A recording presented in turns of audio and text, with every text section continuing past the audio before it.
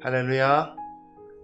말씀으로 하루를 시작하기를 원하시는 여러분 반갑습니다. 제가 오늘 조금 늦었습니다. 준비하는 상황에서요. 실수도 많고 좀 늦었습니다. 죄송하고요.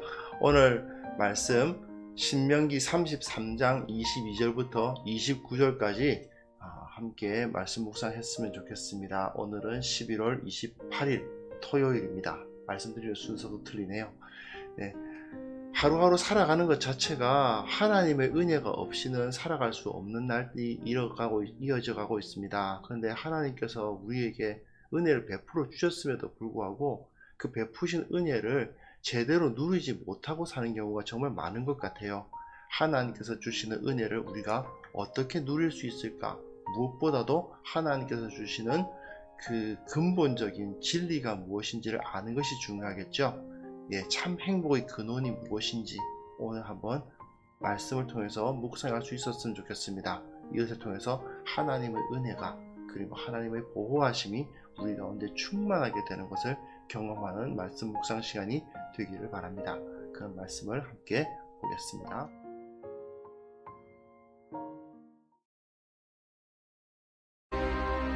단에 대하여는 일렀으되 단은 바산에서 뛰어나오는 사자의 새끼로다. 납달리에 대하여는 일렀으되 은혜가 풍성하고 여호와의 복이 가득한 납달리여, 너는 서쪽과 남쪽을 차지할지로다. 아셀에 대하여는 일렀으되 아셀은 아들들 중에 더 복을 받으며 그의 형제에게 기쁨이 되며 그의 발이 기름에 잠길지로다. 내 문빗장은 철과 놋이 될 것이니 네가 사는 날을 따라서 능력이 있으리로다. 여수르니여, 하나님 같은 이가 없도다. 그가 너를 도우시려고 하늘을 타고 궁창에서 위엄을 나타내시는도다. 영원하신 하나님이 네 처소가 되시니 그의 영원하신 팔이 네 아래에 있도다.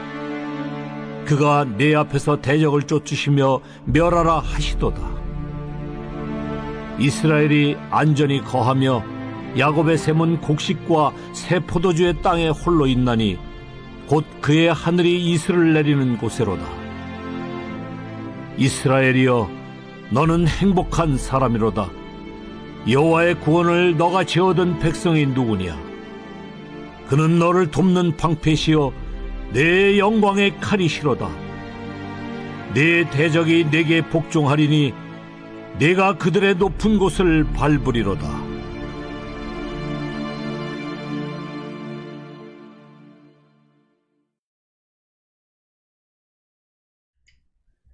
네, 이제 신명기 마지막 부분을 이제 읽어가고 있습니다. 마지막 부분, 이스라엘을 축복하는 부분이 오늘로 끝나는 거죠. 오늘로 끝납니다. 겨울까지 완전히 마치고요. 이걸 통해서 이스라엘이 어떤 존재인가를 선포를 해요. 앞에서 계속해서 12지파를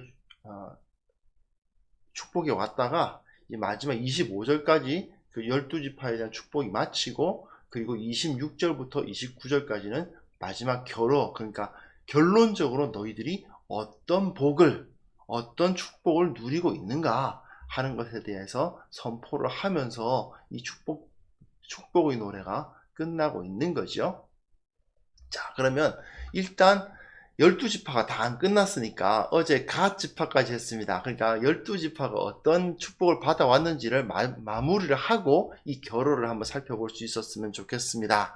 자, 단 지파는 원래 베냐민 지파의 그 서쪽 그 자리를 배정받은 지파입니다. 그런데 단 지파가 잠깐만요. 그림을 준비를 했습니다. 그림 준비하는 게 조금 어려웠습니다. 죄송합니다. 그림 보시면요.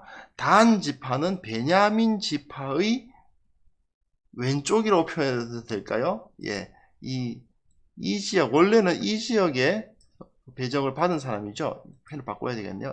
이 지역에 배정을 받았었는데, 실제로는 이 지역에 배정을 받았으나 이곳을 제대로 차지하지 못했습니다. 왜 그러냐 하면 옆에 블레셋이 붙어 있어요. 블레셋의 세력이 워낙에 강하기 때문에 이 블레셋의 세력을 밀어내지는 못하고 여기를 포기하고 합니다. 이 땅을 포기하고 이 지역, 윗지역에 가서 단이라는 자리를 잡게 돼요. 여기가 원래는 이름이 라이스였는데 이제 사사기에 나와 있죠. 네.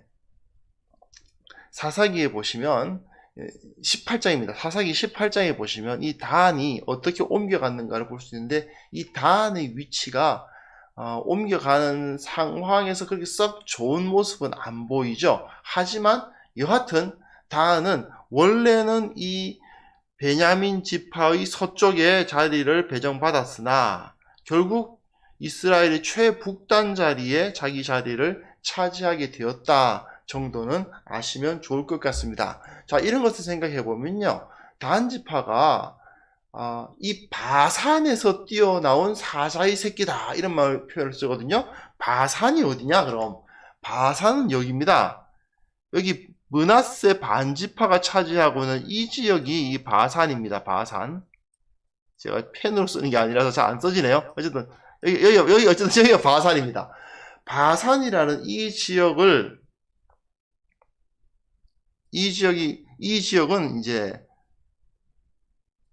굉장히 뭐랄까, 이 바산 지역은 굉장히 풍요롭기도 하고 굉장히 목축이 좋은, 굉장히 사람들이 좋아할 만한, 그러니까 탐낼 만한 그런 땅이었는데요.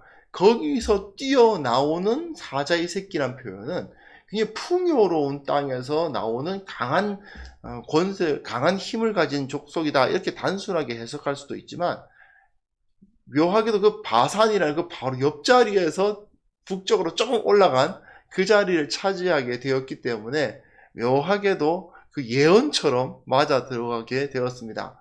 여하튼 단 지파는 최북단이니까 이방 족속들과 접한 지역이기도 하고, 원래 자리가 또 블레셋을 밀어내고 그 자리를 차지했어야 되는데 블레셋을 못 밀어내는, 즉 강력한 군사력을 필요로 하는 그러한 백성들이었다 하는 것을 우리가 한번 생각해 볼 수 있고요. 여하튼 모세는 이런 축복을 통해서 단에게 강한 힘을 하나님께서 주시기를 위해서 축복을 하고 있죠. 그리고 그 다음 본문 보시면요, 납달리입니다. 납달리는 은혜가 풍성하고 여호와의 복이 가득하다라고 선언하고 있죠. 서쪽과 남쪽을 차지하라 이런 노래를 부르고 있는데, 납달리가 어디 있는가 한번 볼까요? 납달리는 북쪽입니다. 북쪽에 보시면 여기 부분이 납달리죠. 이 부분이 납달리입니다. 갈릴리 호수의 서쪽에 있죠. 이 지역이 굉장히 풍요롭고 비옥한 땅이라고 합니다. 그러다 보니까 이 모세의 노래도 보면은 은혜가 풍성하고 여호와의 복이 가득하다 이런 표현이 되어 있죠. 그런데 서쪽과 남쪽을 차지하라 하는 표현은 무슨 소리일까 하면, 서쪽이라는 것은 아무래도 이 갈릴리 호수를 그 기준으로 하고 있는 것이 아닌가 생각이 됩니다. 갈릴리 호수의 서쪽이잖아요. 그리고 또한 갈릴리 호수에서 이 므낫세가 차지하고 있는 부분도 있지만 갈릴리 호수의 남쪽도 이제 납달리가 갈릴리 호수의 남쪽도 약간 걸치고 있죠. 예, 이곳에 실제로 가보면 상당히 넓은 땅이니까요. 그러니까 이 갈릴리 호수의 남쪽도 차지하고 있고 서쪽 전체를 차지하고 있고, 그러니까 갈릴리의 서남쪽과 여하튼 헬몬산에서 내려오는 요단강의 서쪽을 차지했으니까 서쪽과 남쪽을 차지하라 하는 말이 성립이 되는 것 같습니다. 그리고요, 아셀 지파입니다. 아셀 지파에 대해서는 아들들 중에서 더 복을 받으며 형제에게 기쁨이 되고 그 발이 기름에 잠길지어다 이런 말이 됐거든요. 그리고 문빗장은 철과 놋이 될 것이다 이런 표현을 쓰면서 축복을 하고 있는데, 이것도 지도를 한번 볼까요? 아셀 지파가 어디 있냐 하면요, 여기 있습니다. 납달리 바로 옆이죠. 아셀 지파가 여기에 있습니다. 이 땅도 해변이기 때문에 굉장히 풍요롭고 농사가 잘 될 뿐 아니라 이 지역이 위에 이 두로라고 하는데요. 이 두로 지역하고 이 두로 지역이 굉장히 풍요롭고 상업이 발달한 곳이에요. 이 지역하고 길이 연결되어 있는 곳이라고 합니다. 그러다 보니까 농업 쪽으로도 좋고 교역 쪽으로도 좋은, 그러니까 굉장히 풍요로울 뿐만 아니라 장사하기에도 좋은 곳이에요. 그러다 보니까 아들들 중에서 복을 더 받는다는 표현이 잘 맞죠. 그래서 형제에게 기쁨이 된다. 거기서 외부 문물을 받아들여서 다른 곳에다가 나누어 줄 수 있는 그런 위치이기 때문에, 게다가 그의 발이 기름에 잠길지로다. 이 지역이 아마도 올리브 농사가 굉장히 잘 되지 않았던가 그렇게 생각이 됩니다. 그런데 문제는 뭐냐면 그 위치가 이방하고 연결되어 있을 뿐 아니라 그 길이잖아요. 국제교역로입니다. 그러다 보니까 이곳이 전쟁이 일어나기에 정말 좋은 땅이기도 합니다. 그래서 모세는 그 문빗장이 철과 노시 되어서 하나님께서 지켜주실 것이다 라는 축복을 하고 있는 거죠. 워낙에 그 위에 있는 두로와 시돈, 그러니까 페니키아죠. 성경에는 베니게라고 번역되어 있는데, 페니키아가 워낙에 강력한 나라고 가나안 족속들 중에서도 굉장히 강한 힘을 가졌을 뿐 아니라 이 장사를 잘해서 돈을 엄청나게 많이 갖고 있죠. 전쟁은 왜 돈으로 한다고 하지 않습니까? 그 정도로 강한 힘을 가지고 있는 나라다 보니까 그들과 마주서서 그들이 침공을 막아내면서 그들과 평화 시에는 적절히 교역하고, 그리고 혹시라도 저들이 도발해 올 때 막아낼 수 있는 그런 힘을 가질 수 있도록 축복을 하는 거죠. 제가 어저께 갓 지파까지 말씀드렸습니다만, 갓 지파부터 해서 이제 갓, 단, 납달리, 아셀이 전부 빌하와 실바, 야곱의 정실 부인이 아닌 그 부인들이 여종을 통해서 얻은 아들들이잖아요. 이 아들들에 대한 이 아들들, 뭐랄까, 서자라고 해야 되나요? 서자라고 부르면 좀 그런가요? 여하튼 여종들을 통해서 얻은 아들들에 대한 축복을 보아도, 물론 요셉, 그러니까 에브라임과 므낫세, 또 유다, 베냐민, 그리고 이런 지파들에 비해서는 확실히 좀 약하긴 하지만, 그럼에도 불구하고 이들이 나름대로의 그 자리를 차지하고 그리고 하나님의 복을 누릴 수 있게 되었다 하는 것은 볼 수가 있습니다. 그럼 이제 이 모세의 노래가 가지고 있는 이 결어 마지막 부분을 한번 살펴보겠습니다. 26절부터 29절, 이것이 모세가 하나님을 통해서 이스라엘 전체에게 선포하는 그 축복이거든요. 여수룬이요, 하나님 같은 이가 없도다. 하나님 같은 이가 여수룬에게는 다른 이가 없다는 거죠. 예, 우상숭배하지 말라는 의미이기도 한데요. 그가 너를 도우시려고 하늘을 타고 궁창에서 위엄을 나타내신다. 영원하신 하나님이 너의 처소가 되신다. 영원하신 팔이 너의 아래 너를 바치고 계신다. 그가 네 앞에서 대적을 쫓으시며 멸하라는 말씀을 하신다. 예, 이게 굉장히 중요하죠. 이스라엘이 풍요와 안전을 누릴 수 있는 힘은 어디에 있습니까? 오직 여호와 하나님께 있는 거예요.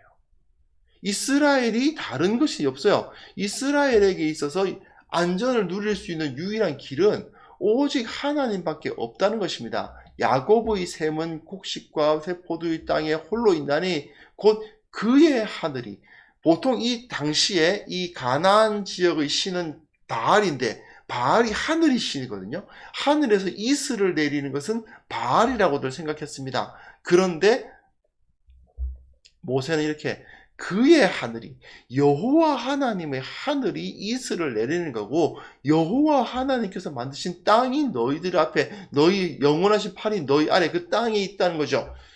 그러니까 다른 어떠한 신을 섬기지 말고, 이스라엘이여, 너는 행복한 사람이로다 라고 보여야 되는데, 복을 받았다, blessed are you, 이렇게 영어에서는 번역했습니다. 너의 구원을 너같이 얻은 백성이, 여호와의 구원을 너같이 얻은 백성이 누구냐? 하나님께서 도우시고 영광의 칼이 되어 주신다. 너희 대적이 내게 복종할 것이다. 그들이 높은 곳을 밟을 것이다. 그러니까 어떻게 하라고요? 예, 하나님만 섬기라는 거지요. 하나님이 유일하신 왕이시라는 것을 여기서 설명을 해주고 있습니다. 여수룬이라는 이름은 무엇입니까? 결국 의로운 자, 정직한 자를 의미하거든요. 이스라엘을 여수룬이라고 부르는 이유가 무엇입니까? 하나님께서 주시는 그 복을 누리기 위해서는 하나님으로부터 받은 그 의로운 삶, 그리고 정직한 삶이 우리가 하나님의 복을 받게 하는 동인이 된다는 것입니다. 결국 우리가 복을 받을 수 있는 길은 무엇인가? 첫째는 하나님께서 이미 우리에게 복을 주셨다는 것을 인정하는 것부터 시작하는 거예요. 그런데 사람들이 이걸 깨닫지를 못합니다. 하나님께서 우리들에게 풍요를 주시고 하나님께서 우리에게 이미 복을 주셨다는 것을 깨닫지를 못하고 자꾸 다른 사람이 가지고 있는 복을 추구하고 그것을 받아들이려고 노력하는 경우가 너무나도 많습니다. 그런데 모세는 이렇게 말해요. 이스라엘아, 너는 복을 받았다. 광야에 있을 때에도 만나와 메추라기를 먹는 복을 받았고, 그리고 가나안 땅에 들어가서도 마찬가지로 하나님의 공급을 받고 하나님께서 모든 것을 해결해 주시는 복을 받았다. 그렇다면 너희가 당연히 말씀대로 살고 하나님 앞에 의롭게 살아야 마땅하지 않겠느냐, 이렇게 설명을 하고 있는 것입니다. 우리가 경건하고 우리가 이 세상에서 하나님 앞에 경건하고 주님을 예배하고 정직하게 살아가는 이유가 뭐냐? 물론 하나님을 높이고 하나님께 영광을 돌리고 내가 목적이 아니라 하나님의 영광을 위해서 살아가는 것입니다. 이렇게 이야기해도 됩니다. 물론 틀린 말이 아닙니다. 어떻게 보면 더 좋은 말일 수도 있겠죠. 하지만 가만 생각해 보면 결국 그게 나를 살게 하는 길입니다. 주님 앞에 경건하게 살아가려고 하는 이유가 무엇입니까?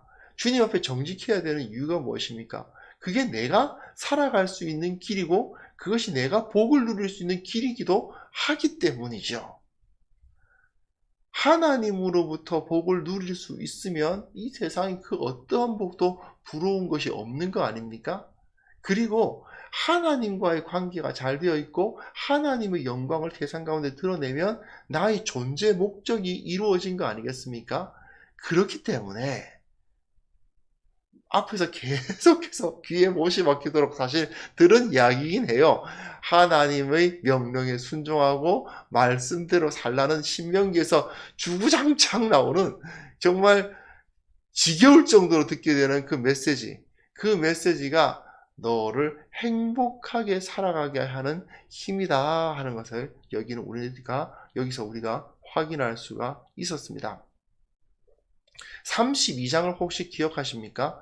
우리가 지금 33장에서 모세의 축복에 대해서 논하고 있습니다만은 바로 며칠 전 32장에서는 너희가 배신할 거야. 너희들이 하나님께서 그 징계를 받을 거야. 막 이런 아주 암울한 표현을 써가면서 그냥 여호수아 세우고 그리고 그 레위인들에게 말씀을 맡기면서도 이스라엘이 다 배반할 거다. 그런 표현들이 기록되어 있었죠. 마치 예수님께서 너희들이 다 나를 버리리라 하셨던 것과 비슷한 표현으로 이스라엘에게 대한 암울한 그런 미래를 예언하고 있었던 그 모세가 장이 딱 바뀌니까 33장이 되니까 모세의 본심은 무엇입니까? 모세는 이들이 복을 받았으면 좋겠죠. 모세의 눈에는 이들이 배반할 것이 미래가 보이기도 했을 거예요. 하지만 그럼에도 불구하고 모세는 이스라엘을 이렇게 축복하고 있지 않습니까? 이것이 어떻게 보면 예수님의 마음이죠. 예수님은 베드로가 자신을 3번씩 부인하면서 배반할 걸 아셨어요. 그러나 그럼에도 불구하고 예수님은 베드로에게 복을 주시기를 원하시고 베드로를 축복하시고 베드로가 언젠가 다시 변화되어서 자신의 뒤를 그날을 바라보지 않으셨겠습니까? 그 모습이 모세를 통해서 나타난 하나님의 마음이었다는 것을 우리가 알 수가 있습니다. 자, 어떤 사람들은 유다니, 므낫세니, 에브라임이니, 또는 베냐민이니 이런 강력한 주류로서의 위치를 차지할 수도 있고요. 어떤 사람은 뭐 정치적 주류는 아니지만 이사갈, 스불론, 납달리, 갓, 아셀, 갓 이렇게 그냥 풍요로움, 그 풍요로움을 누리는 사람이 있을 수도 있죠. 그러나 중요한 건 뭐냐 하면 어떠한 모습으로 우리가 살든지 간에 하나님 앞에서 정직하게 향하고 말씀에서 떠나지 않는 것이 하나님으로부터 복을 받는 길이다. 그렇게 했을 때 우리가 하나님으로부터 멀어지지 않는다. 하나님은 지금도 이 모세를 통해서 나타나 있는 이 모세의 노래를 통해서 나타나 있는 하나님의 마음은 우리에게 복 주시기를 원하시는 분이지 우리를 징계하시고 치시기를 원하시는 분이 아니다. 우리에게는 이미 편안하고 안전한 길이 놓여져 있다. 그러나 불순종했을 때에는 결국은 쫓겨나고 빼앗기고 고생하는 길이 또한 열려있는 것도 사실이다.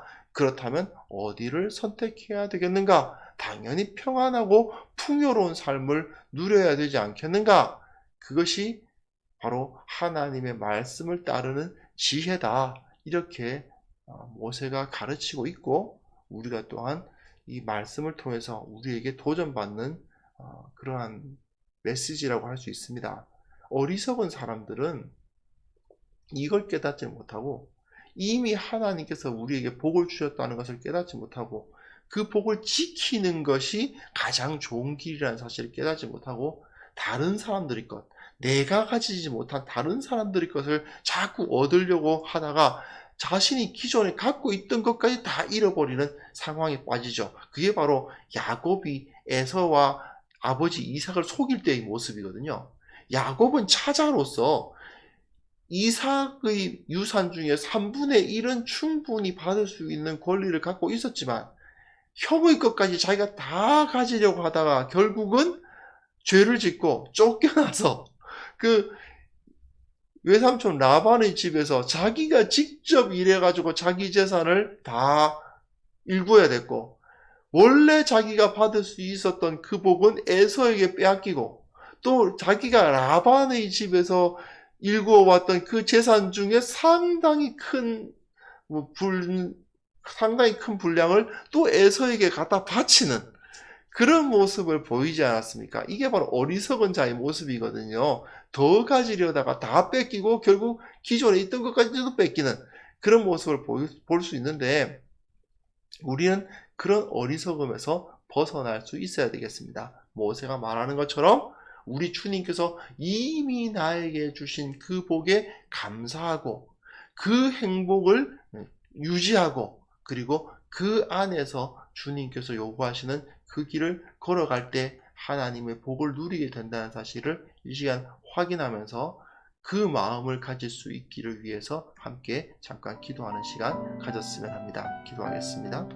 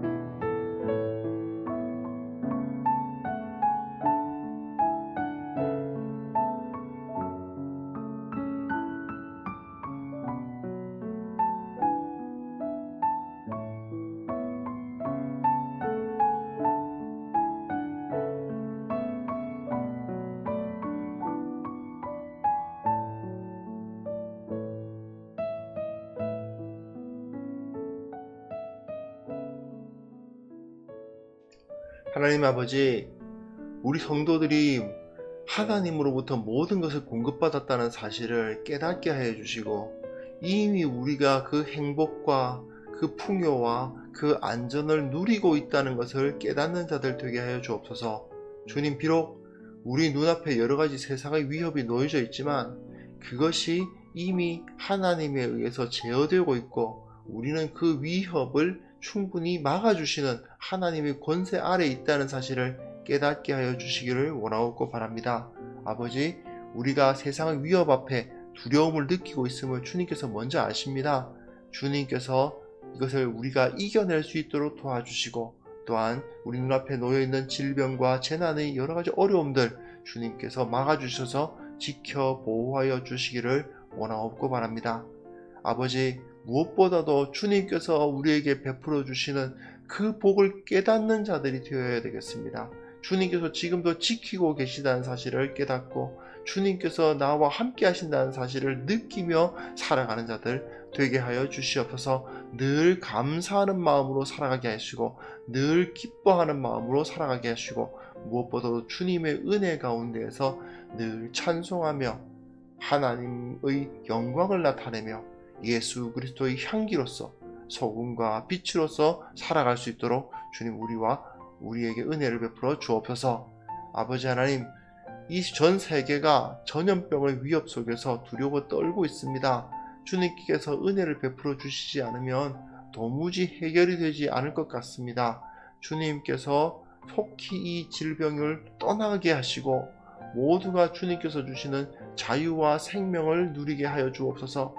이스라엘이 애굽 땅에서 종되었을 때에 그들을 이끌어내어 자유와 생명을 누리게 하신 하나님 아버지, 그들에게 자유와 생명을 허락하셨듯이 지금 이 땅에 살아가고 있는 이 사람들에게도 주님의 자유와 주님의 생명을 누리는 은혜를 허락하여 주옵소서. 모든 것이 회복되게 하시고, 무엇보다도 주님 앞에 나와 우리 모든 성도들이 함께 떡을 떼며 먹고 마시며 주님을 높이는 그런 역사를 회복시켜 주옵소서. 내일 거룩한 예배 참으로 비대면으로 어려워질 것 같습니다. 주님, 그러나 비록 직접 얼굴과 얼굴을 맞대고 보지 못하고 함께 떡을 떼지 못하고 함께 식사를 나누며 함께 얼싸안고 주님을 찬양하지 못해도 주님께서는 각자 흩어진 자리에서 주님의 이름을 높이는 그 모든 예배 가운데 함께 하시고 은혜를 부어 주옵소서. 주님께서 함께 하심을 믿사오며 예수님의 이름으로 기도합니다. 아멘.